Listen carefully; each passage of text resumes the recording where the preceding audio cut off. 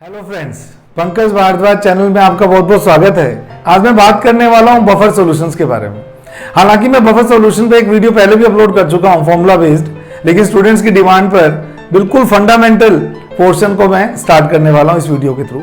आप लोग इस वीडियो का एंड तक देखिएगा, बफर सॉल्यूशन की सारी थ्योरी और इससे रिलेटेड न्यूमेरिकल्स आपके क्लियर हो जाएंगे। The solution which resist in the change in pH on dilution or on long standing or on the addition of small amount of acids or bases are known as buffer solutions. ऐसे solutions जो dilute करने पर या small amount of acid या base मिलाने पर या लंबे टाइम तक रखा रहने पर पीएच चेंज को रेजिस्ट करते हैं, यानी कि जहां तक हो सके पीएच को कंट्रोल रखने का काम करते हैं, ऐसे सॉल्यूशंस को बफर सॉल्यूशन कहा जाता है। बफर सॉल्यूशन हमारी डेली लाइफ में भी बहुत ज्यादा काम में आते हैं, जैसे कि हमारे ब्लड में carbonic acid and bicarbonate ion का बफर होता है। ऐसे बहुत सारी इंडस्ट्रीज हैं जहां कुछ केमिकल रिएक्शन करवानी पड़ती है जिनकी पीएच फिक्स होनी जरूरी है, वहां भी हम बफर सॉल्यूशन का यूज कर सकते हैं। बफर सॉल्यूशन बेसिकली दो टाइप के होते हैं, एक को बोलते हैं सिंपल बफर, एक को बोलते हैं मिक्स बफर। आज जो मेरा कंसर्न है मेनली वो मिक्स बफर पे रहेगा, उसके बाद मैं आपको सिंपल बफर बताऊंगा। मिक्स बफर दो सॉल्यूशन के मिक्सचर हैं। ये बेसिकली दो टाइप के, एक को बोलते हैं एसिडिक बफर, एक को बोलते हैं बेसिक बफर। एसिडिक बफर दो केमिकल्स का मिक्सचर है, जिसमें एक केमिकल है वीक एसिड और दूसरा केमिकल इसी वीक एसिड का स्ट्रॉन्ग बेस से बना हुआ सोल्ट। जैसे मान लीजिए एसिडिक एसिड एक वीक एसिड है, और अगर मैं इस एसिडिक एसिड की रिएक्शन NaOH से कराऊंगा तो सोल्ट कौन सा बनेगा? CH3COONA, यानी कि सोडियम एसीटेट। तो acidic acid plus sodium acetate के मिक्सचर को क्या कह रहे हैं? एसिडिक बफर कह रहे हैं। ऐसे और भी एग्जांपल हैं, आप लोग ध्यान दे सकते हैं। आप देख सकते हैं acidic acid plus sodium acetate, HCN plus NaCN, phenol plus sodium phenoxide, H2CO3 plus NaHCO3, NaHCO3 plus Na2CO3। इन सभी में आप एक चीज कॉमन देख रहे हैं कि जो नेगेटिव आयन उसके एसिड में है वही नेगेटिव आयन सोल्ट में भी होना चाहिए, यानी कि इसके सोल्ट का नेगेटिव आयन इसी का ही कॉन्जुगेटेड बेस होना चाहिए। तब जाके ये जो मिक्सचर बनेगा इसको हम किस में डालेंगे? एसिडिक बफर की कैटेगरी में डालेंगे। सेकेंड इंपॉर्टेंट थिंग, किसी भी एसिड द्वारा बनने वाले बफर का नंबर उस एसिड की बेसिसिटी से निकाला जाता है। मान लीजिए किसी एसिड की बेसिसिटी 2 है तो वो टोटल कितने बफर बना सकता है? 2 बफर बना सकता है। मान लीजिए किसी एसिड की बेसिसिटी 3 है तो वो कितने बफर बना सकता है? 3 बफर बना सकता है। एग्जांपल के तौर पर हम जानते हैं फॉस्फोरिक एसिड की बेसिसिटी 3 है तो ये 3 बफर बना सकता है डिफरेंट। कैसे?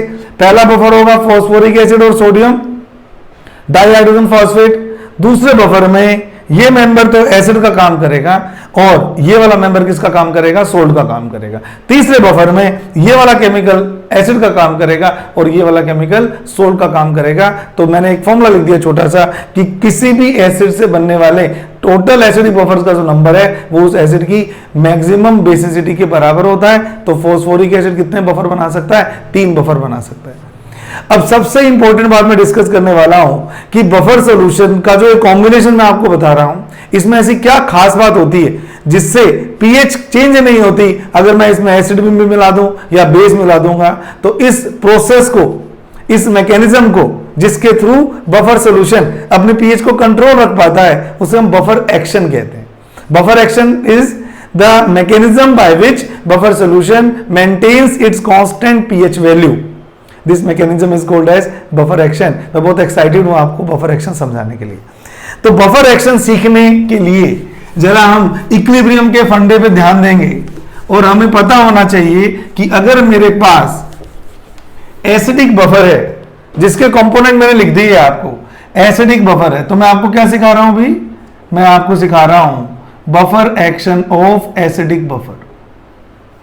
Buffer action of acidic buffer मैं आपको बता रहा हूं कि बफर सॉल्यूशन में ऐसा क्या होता है कि ये पीएच को कंट्रोल कर लेता है। और मैं आपको ये भी सिखाऊंगा प्रैक्टिकली भी एक न्यूमेरिकल के थ्रू कि इसने पीएच को कितना कंट्रोल किया। हम चेक तो करें कि कोई काम का भी है कि नहीं है। आइए देखते हैं। तो अगर मैंने कहा कि एसिडिक बफर में बेटे एक तो होता है वीक एसिड। एसिडिक एसिड कैसा एसिड है? Weak acid.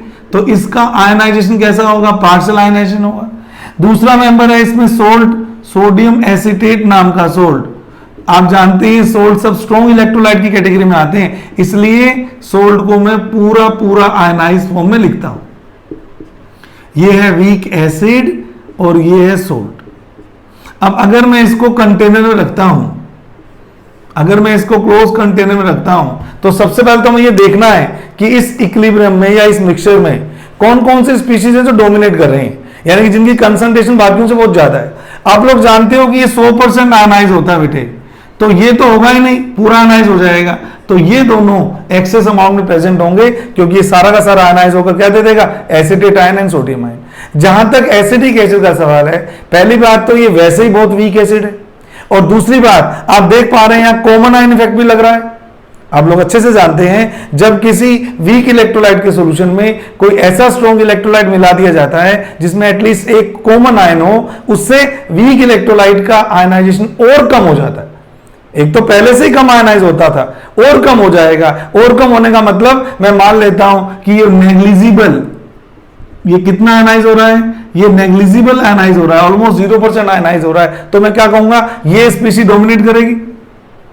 भाई जब वीक एसिड आयनाइज ही नहीं हो रहा है एक तरह से, या बहुत कम आयनाइज हो रहा है, तो ये वाले आयंस तो ये देगा ही नहीं, या बहुत कम देगा। तो मैं इस पूरे मिक्सचर में जो स्पीशीज इस मैकेनिज्म को लीड करने वाली है उनकी बात कर रहा हूं, जो ज्यादा अमाउंट में रहेंगी।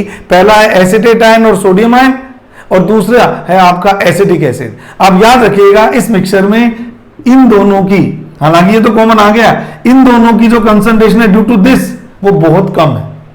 तो पहली बात तो हमने ये सीखी कि एसिडिक बफर में मेनली 3 केमिकल्स हैं जो कि इस मिक्सचर को डोमिनेट करते हैं, एसिटेट आयन, सोडियम आयन और एसिटिक एसिड खुद। अब मान लीजिए आपने बफर सॉल्यूशन में ऊपर से HCl डाला या H पॉजिटिव डाला। अब H पॉजिटिव डालने पे क्या होगा इस इक्विलिब्रियम का, आइए देखते हैं।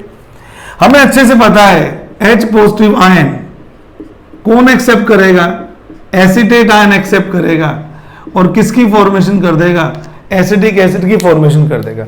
अब से मेरी बात आप ध्यान से सुनना एकदम। मान लीजिए मेरे पास बफर सॉल्यूशन है, मैंने ऊपर से H+ डाला, तो H+ को लेने के लिए कौन कौन स्पीशीज आएंगी, H+ को लेने के लिए Na+ तो आएगा नहीं, क्योंकि Na तो खुद पॉजिटिव चार्ज है। तो या तो एसिटेट आयन आ सकता है डोमिनेटिंग स्पीशीज में, या एसिटिक एसिड आ सकता है। एसिटिक एसिड भी नहीं आएगा क्योंकि खुद एसिड है। H+ को लेने के लिए एसिड नहीं आ सकता, या यूं कहूं H+ से रिएक्शन करने के लिए एसिड नहीं आ सकता। H+ से रिएक्शन करने के लिए कौन आएगा, एसिटेट आयन आएगा। तो ये एसिटेट आयन क्या करेगा, इस H पॉजिटिव को जोड़कर किसकी फॉर्मेशन कर देगा, very small amount of weak acid की फॉर्मेशन कर देगा। एक तरह से ऊपर से ऐड किया हुआ H पॉजिटिव आयंस कंज्यूम हो गए, और कंज्यूम होकर उन्होंने किसकी फॉर्मेशन कर ली, एसिटिक एसिड की फॉर्मेशन कर ली। एक तरह से मैं कहता हूं कि H+ आयन आप वेस्ट हो गए। वेस्ट क्यों, क्योंकि आपने डाले तो सॉल्यूशन में थे, लेकिन सॉल्यूशन में तो आ ही नहीं पाए, उसको पहले से उड़ा के ले गया एसिटेट आयन, जिससे थोड़ी सी अमाउंट किसकी बना ली, एसिटिक एसिड की बना ली। इस कारण से पीएच में कोई खासा चेंज नहीं हो सकता। सेकेंड इंपॉर्टेंट थिंग, अगर आपने ऊपर से OH नेगेटिव ऐड किए तो क्या होगा। अगर आप OH नेगेटिव ऐड करेंगे तो सबसे पहले बच्चों को लगता है कि सर Na+ आएगा और Na+ OH को लेके NaOH की फॉर्मेशन करेगा। ऐसा बिल्कुल नहीं होगा बेटे। ऐसा इसलिए नहीं होगा क्योंकि Na+ आयंस बहुत ही वीक एसिडिक नेचर के होते हैं, इनके अंदर OH नेगेटिव आयंस को होल्ड करने की बिल्कुल भी टेंडेंसी नहीं होती। आप कहेंगे ऐसा क्यों कह रहे हो, मैं इसलिए कह रहा हूं क्योंकि NaOH को आप क्या बोलते हो, स्ट्रॉन्ग बेस। तो जो स्ट्रॉन्ग बेस है वो फुल्ली आयनाइज होता होगा, यानी कि NaOH कैसे आयनाइज होता होगा, साइड में लिख रहा हूं। जब भी NaOH आपके सामने आता है बच्चों, आप ऐसे लिखते हो ना कि पूरा पूरा आयनाइज होगा, यही कहते हो। अगर आप कहते हो ये रिएक्शन फॉरवर्ड जा रही है 100%, तो मेरे को बताना बैकवर्ड कितनी जाएगी, 0%। और अगर ये रिएक्शन बैकवर्ड 0% जाएगी, इसका मतलब Na+ के अंदर OH को क्लब करके NaOH बनाने की बिल्कुल भी टेंडेंसी नहीं है। तो ये बड़ा इंपॉर्टेंट पॉइंट है कि आने वाले OH नेगेटिव आयन को ट्रैप करने के लिए या उसको बाउंड करने के लिए we have no role of Na+ ions. आप कहेंगे सर फिर क्या होगा, क्या ये आएगी डोमिनेटिंग स्पीशीज लेने के लिए OH नेगेटिव आयंस को, नहीं, क्योंकि खुद नेगेटिवली चार्ज है। तो आपके पास एक ही स्पीशीज बच गई जो डोमिनेट भी कर रही है और OH से रिएक्शन भी कर लेगी, दैट इज एसिटिक एसिड। तो सेकेंड केस में जो रिएक्शन प्रोसीड करेगी, acetic acid plus OH negative. आप लोग अच्छे से जानते हैं स्ट्रॉन्ग बेस और वीक एसिड की रिएक्शन फास्ट होती है और बन जाता है एसिटेट आयन प्लस वाटर। अब आप इसको थोड़ा ध्यान से लॉजिकली समझिए। आने वाले H पॉजिटिव आयन को भी हमने एक तरह से ब्लॉक कर दिया और आने वाले OH नेगेटिव आयन को भी हमने वाटर में कन्वर्ट कर दिया, यानी कि एक तरह से ब्लॉक कर दिया। अब आप लॉजिकली समझो, क्या आने वाले H प्लस या OH negative ion free state में सोल्यूशन में रहेंगे? क्या नहीं रहेंगे, क्योंकि आपने उनको ब्लॉक कर दिया। H प्लस ऐड करने पर आपने उससे एसिटिक एसिड बना दिया और OH नेगेटिव ऐड करने पर आपने उससे एक तरह से वाटर बना दिया। इस कारण से H प्लस या OH नेगेटिव डालने पर भी इस सॉल्यूशन की एसिडिक नेचर में या बेसिक नेचर में बहुत ज्यादा चेंज नहीं आता और पीएच जो रहती है वो ऑलमोस्ट कांस्टेंट रहती है। इसको हम बोलते हैं बफर एक्शन। तो बफर एक्शन में आपने देखा कि 3 डोमिनेटिंग स्पीशीज थी पूरे मिक्सचर में, एसिटिक एसिड खुद, एसिटेट आयन और Na प्लस आयन।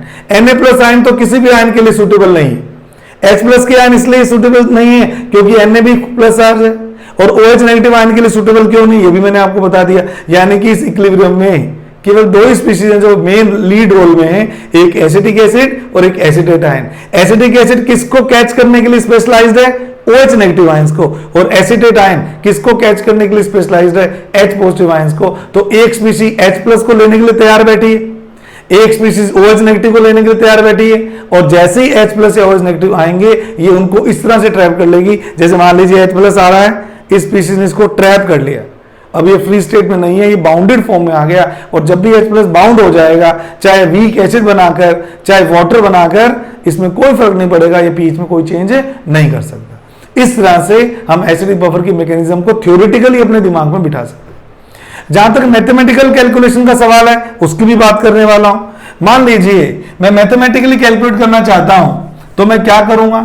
मैं कहूंगा कि ये जो इक्विलिब्रियम है, ये इक्विलिब्रियम तो डिस्टर्ब होता नहीं कभी भी, अगर होता भी है तो क्या हो जाता है, वापस अपने आप को रीस्टैब्लिश कर लेता है। तो अगर मैं इस इक्विलिब्रियम के थ्रू Ka की वैल्यू लिखूं तो किसी भी स्टेज में CH3COO negative H positive upon CH3COOH के बराबर होगी।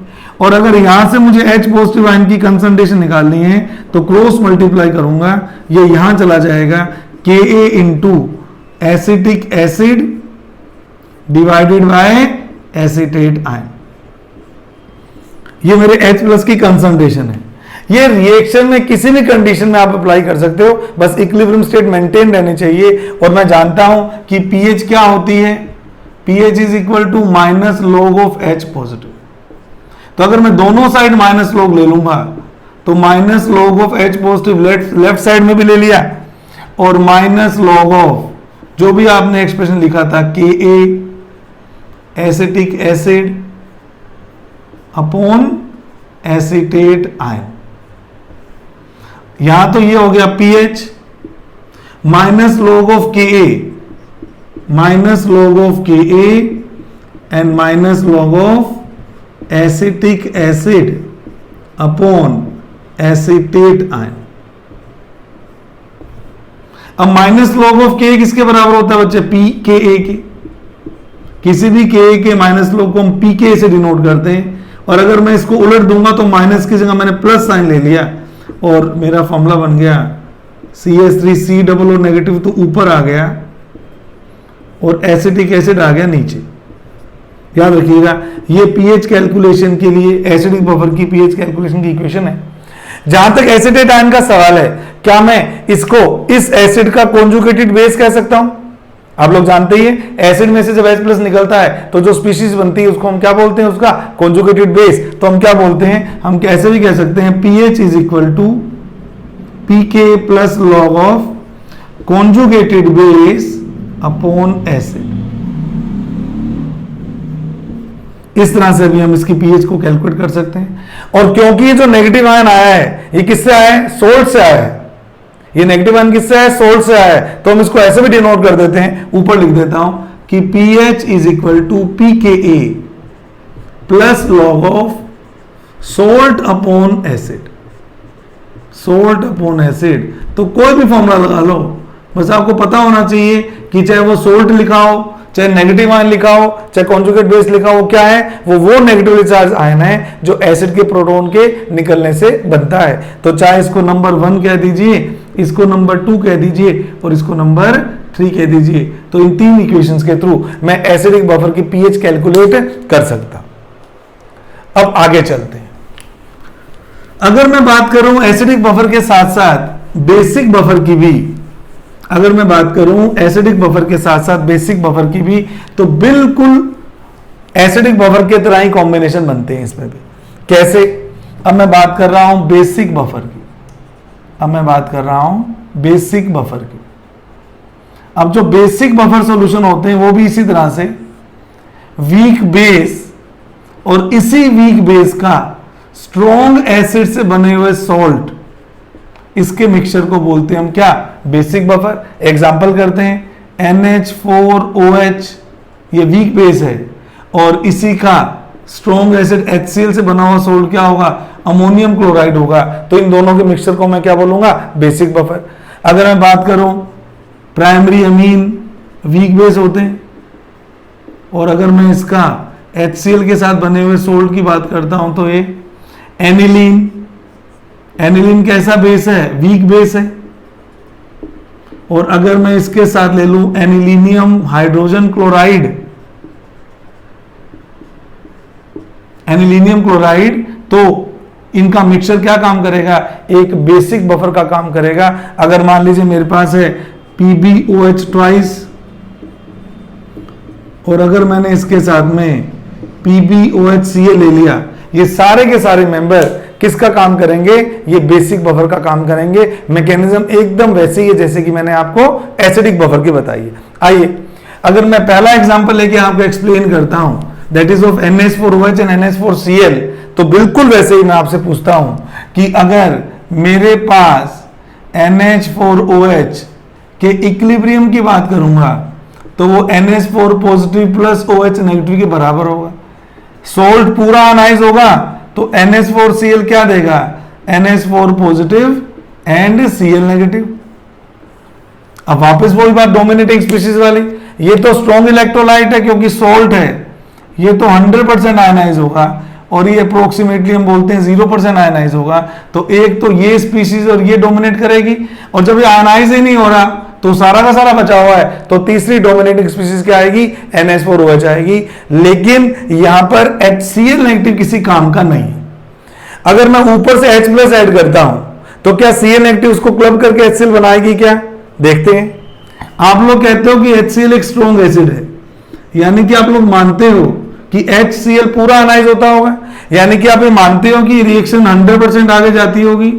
तो अगर ये रिएक्शन 100% आगे जाएगी तो पीछे कितनी जाएगी? 0%। और पीछे जाने पर ही Cl नेगेटिव H प्लस को लेता हुआ फील हो रहा है, यानी कि Cl negative ion H plus को क्लब नहीं कर सकता, यानी कि बहुत ही वीक टाइप का बेस है Cl नेगेटिव। बिल्कुल वैसे ही जैसे पिछली बार Na प्लस बहुत ही वीक एसिड था, यहां पर Cl नेगेटिव बहुत ही वीक बेस है, तो ये H प्लस को ट्रैप नहीं कर सकता। इसका मतलब ये हुआ ये OH को भी नहीं कर सकता क्योंकि नेगेटिव चार्ज है, H को भी नहीं कर सकता क्योंकि एक्सट्रीमली वीक बेस है। इसका मतलब यहां भी जो डोमिनेट करेंगे स्पीशीज जो मेरे काम की है वो दो ही हैं, एक तो NH4 पॉजिटिव और एक NH4OH।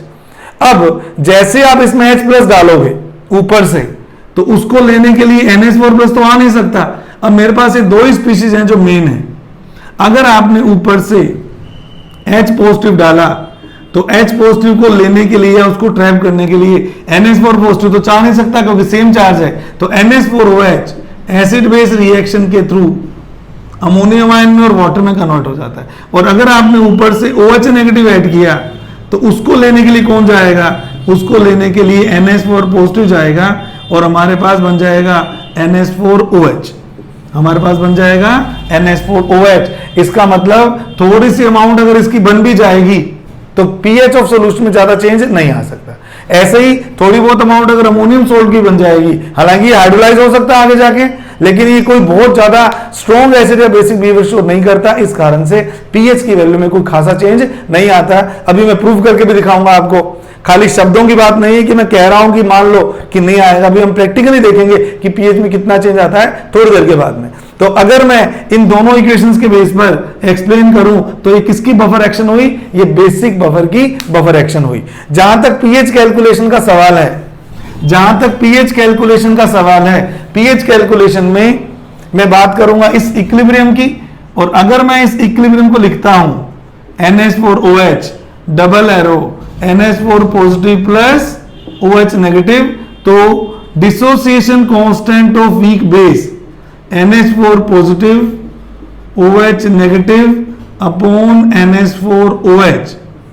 और यहां से pH कैलकुलेट करने के लिए अगर मैं OH नेगेटिव निकालना चाहता हूं तो क्रॉस मल्टीप्लाई हो जाएगा Kb into NH4OH upon NH4 positive. और अगर दोनों साइड में माइनस लॉग ले लूंगा, अगर दोनों साइड में माइनस लॉग ले लूंगा तो ये हो जाएगा minus log of OH negative और ये हो जाएगा minus log of Kb NH4OH divided by NH4 positive, इस तरह से। और आगे मैं कैलकुलेशन आपको पहले भी बता चुका हूं तो मैं डायरेक्ट लिख रहा हूं। ये बनेगा POH, ये बनेगा PKB प्लस लॉग ऑफ, चाहे तो आप कह दो NH4OH अपॉन NH4 पॉजिटिव, या आप कह दो सोल्ट अपॉन बेस। याद रखना बच्चों, ये फॉर्मूला POH का फॉर्मूला आ रहा है, कहीं आप इसको pH से कंफ्यूज मत कर जाना। pH निकालने के लिए भी आपको 14 में से इस pH को क्या करना पड़ेगा, माइनस करना पड़ेगा। तो मेरा फॉर्मूला हो गया सोल्ट अपॉन, सॉरी पॉजिटिव के अंदर सोल्ट ऊपर आएगा, सॉरी NH4 पॉजिटिव ऊपर आएगा, माइनस का जब प्लस करेंगे और नीचे आ जाएगा NH4OH, तो ये आ जाता है लॉग सोल्ट अपॉन बेस। इस तरह से मैं pH कैलकुलेट कर सकता हूं एसिडिक बफर सॉल्यूशंस की एंड बेसिक बफर सॉल्यूशंस की। आगे चलते हैं। अब जैसे मैंने फॉर्मूला आपको बता दिए तो आपको अपने दिमाग में क्या रखना है कि एसिडिक बफर में दो स्पीशीज कौन कौन सी होनी चाहिए। एक स्पीशीज होनी चाहिए वीक एसिड और एक उसका कॉन्जुगेटेड बेस। और बेसिक बफर में कौन सी दो स्पीशीज होनी चाहिए, एक होना चाहिए वीक बेस और एक उसका 0.1 m acetic acid plus 0.1 m sodium acetate if the pKa of acetic acid is 4.75। और आपसे यह भी पूछा है कि also find change in pH after adding 10 milliliters of 0.1 m NaOH solution in it। पहले तो आपको इस सॉल्यूशन की pH निकालनी और फिर आपसे पूछा है कि अगर इसमें मैं 10 ml 0.1 m NaOH मिला दूंगा तो pH में कितना चेंज होगा। आइए देखते हैं। अगर मैं बात करूं, क्या आपको ये दोनों कंपोनेंट एसिडिक बफर के कंपोनेंट दिख रहे हैं, तो क्या मैं सीधा ही एसिडिक बफर की pH का फॉर्मूला लगाऊंगा pKa plus log of salt upon acid. अब यहां बहुत इंपॉर्टेंट बात आपको याद रखनी, या तो आप इन दोनों की कंसंट्रेशन पुट करिए, फाइनल कंसंट्रेशन आफ्टर मिक्सिंग वाली, और या आप इन दोनों के मिलीमोल्स या मोल्स का नंबर भी पुट कर सकते हैं। पर याद रखिएगा ऐसा ना हो जाए कि आप सोल्ट के तो कंसंट्रेशन पुट कर दो, मोलैरिटी वगैरह, और इसके मोल्स पुट कर दो। या तो दोनों की कंसंट्रेशन लिखनी है रिजल्टेंट, या दोनों के मोल्स लिख लें। तो अगर मैं बात करूं इन दोनों के मोल्स की, आप लोग जानते हो मोल्स क्या होता है, मोलैरिटी इनटू वॉल्यूम। और अगर ये मिलीलीटर में है तो इन मोल्स को हम क्या बोलते हैं बेटे, मिली मोल्स बोलते हैं। एम और वी का प्रोडक्ट क्या होता है, किसी भी केमिकल के मिली मोल्स, यानी कि मोल्स का 1000वां हिस्सा। तो अगर मैं एसिडिक एसिड की बात करता हूं तो 100 मिलीलीटर सॉल्यूशन है जिसकी मोलैरिटी है 0.1, तो इसके मिलीमोल है 10, किसके, एसिड के। और अगर मैं सोल्ट के मिलीमोल्स की बात करता हूं तो वो भी उतना ही 0.1 इंटू 100, दोनों का सेम ही है। तो अब आप देखिए इसके मिलीमोल और इसके मिलीमोल तो बराबर है, तो ये तो कैंसिल हो जाएगा। तो बफर की जो pH आएगी वो एग्जैक्टली pKa के बराबर होगी इनिशियली, और ये आंसर आपका आएगा 4.75, फर्स्ट केस का आंसर। जैसे ही आपने इसमें NaOH ऐड किया तो क्या होगा आपको बताइए, NaOH के साथ कौन ट्रीट करेगा, एसिटिक एसिड, और किस में कन्वर्ट हो जाएगा, एसीटेट आयन में और वाटर में। अब आपने जब तक नहीं मिलाया था OH नेगेटिव, इसके कितने मिलीमोल्स थे, 10, इसके भी कितने मिलीमोल्स थे, 10, इसके भी 10 थे, एसिड के भी और सोल्ट के भी 10 थे।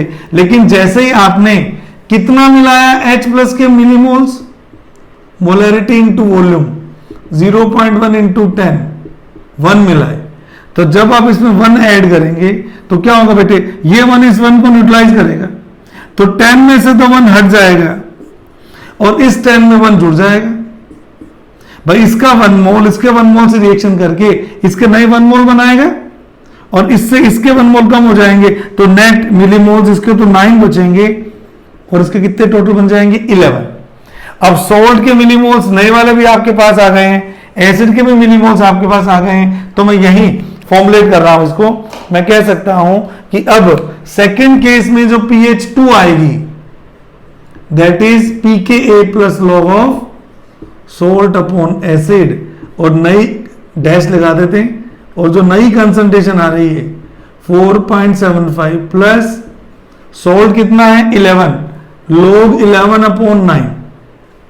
तो अगर मैं pH2 की वैल्यू निकालता हूं minus plus log 11 minus log 9, right, ऊपर लिख रहा हूं, तो ये हो जाएगा 4.75 प्लस log 11 होता है अराउंड 1.04 और log 9 होता है 0.95 के आसपास, तो ये जो वैल्यू आती है अप्रोक्सीमेटली 0.09 आती है, और जो pH होगी वो अप्रोक्सीमेटली 4.84 होगी। तो मैं कह सकता हूं कि pH में चेंज कितना है, डेल्टा pH। कैसे निकलेगा delta pH? pH final minus pH initial, that is 4.84 minus 4.75, the change in pH is very very less, that is 0.09। इतना भी चेंज इसलिए आया है क्योंकि मैंने ठीक ठाक वॉल्यूम ऐड किया बेटे, 10 ml तो बहुत ज्यादा वॉल्यूम ऐड किया है। अगर ये मैं 1 ml ऐड करता तो pH में चेंज बहुत ही कम आता। तो इससे मुझे पता लगता है कि हाँ वास्तव में बफर सोल्यूशन एक ऐसा सोल्यूशन है जो आने वाले OH नेगेटिव आयन को कंज्यूम कर गया, डाइजेस्ट कर गया, जिससे pH में कोई बहुत ज्यादा इंक्रीज नहीं हुआ, थोड़ा सा इंक्रीज हुआ 0.09 का। कई स्टूडेंट्स को लग सकता है कि सर चेंज तो आया ही है, लेकिन ये चेंज किसी और सोल्यूशन अगर मैं डालता उस चेंज से बहुत थोड़ा है।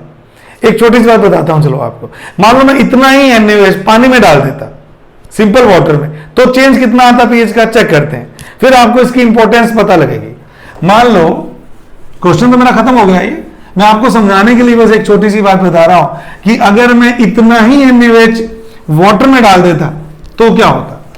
प्योर वाटर की pH कितनी होती है 7, प्योर वाटर की pH कितनी होती है 7, इनिशियल pH 7 मान लो। अब आपने OH नेगेटिव कितने मिलीमोल डाल दिए, मिलीमोल कैसे निकालते हैं OH नेगेटिव के, 10 into 0.1, और अगर मेरे को इसकी मोलैरिटी चाहिए तो क्या होता है वो मिलीमोल अपॉन मिलीलीटर, 1 अपॉन कितना, मान लीजिए 1 लीटर पानी लिया आपने 1000, 10 to the power -3। समझ में आ रही है मैं कैसे कर रहा हूं। OH नेगेटिव आयंस की मोलैरिटी निकालनी है, कैसे निकालूंगा, मिलीमोल्स अपॉन मिलीलीटर में वॉल्यूम, तो मिलीमोल्स कितने ऐड किए 1, और मान लीजिए मैंने 1 लीटर पानी लिया हुआ है तो कितना वॉल्यूम है वाटर का 1000 ml, तो कितनी मोलैरिटी OH नेगेटिव आयन की 10 to the power -3 m। तो अगर OH negative 10 to the power -3 m है तो क्या अब इस पानी की pOH 3 हो गई है भाई, माइनस लॉग ऑफ दिस, तो pH कितनी हो गई है पानी की सेकंड केस में 11, क्योंकि pH और pH का टोटल 14 होता है, तो अगर pOH अगर 3 है तो pH कितनी होगी 11। अब आप हिसाब लगाओ, जब तक आपने ये 10 ml नहीं डाले थे pH कितनी थी 7, और जैसे ही आपने ये 10 ml पानी में मिला दिए थे तो pH होगी 11। कितने का चेंज आया, 4 यूनिट का चेंज आया। जबकि पिछले केस में जो मैंने आपको कराया बफर एक्शन वाला, उसमें कितने का चेंज आया, ओनली 0.09 वैल्यू का चेंज आया। इसलिए मैं प्रूव कर सकता हूं कि हाँ बफर एक्शन रियल में होता है, और OH नेगेटिव आयन डालने पर वही OH नेगेटिव जो पानी में pH को बहुत ज्यादा बढ़ा देता है, बफर सॉल्यूशन में ऐड करने पर उतनी ज्यादा pH नहीं बढ़ा सकता। That is somewhat we called by buffer action of basic buffer. तो ये आपका बफर का थ्योरी का कंटेंट है। अभी मैं जल्दी ही नया वीडियो आज रिलीज करूंगा जिसमें मैं बफर के न्यूमेरिकल्स की बात करूंगा और बाकी जो सिंपल बफर है उसकी बात करूंगा। आप लोग इसी तरह से वीडियोस को देखते रहे, चैनल को सब्सक्राइब करें और वीडियो को प्लीज थंब इंप्रेशन से मुझे बताइए कि ये वीडियो आपको पसंद आया है। Thank you so much.